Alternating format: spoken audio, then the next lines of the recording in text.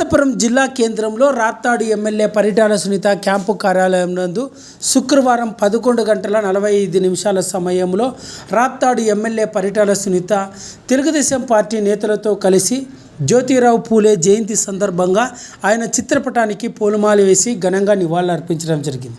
ఈ సందర్భంగా రాప్తాడు ఎమ్మెల్యే పరిటాల సునీత మీడియాతో మాట్లాడుతూ జ్యోతిరావు పూలే 199వ జయంతిని నిర్వహించుకోవడం జరిగిందని, జ్యోతిరావు పూలే మహిళల అభివృద్ధి కోసం, మహిళల చదువు కోసం ఎంతో పోరాటం చేసిన గొప్ప వ్యక్తి అన్నారు. అదేవిధంగా బడుగు బలహీన వర్గాల కోసం ఆయన చేసిన పోరాటాలను ప్రతి ఒక్కరూ గుర్తుంచుకోవాలన్నారు.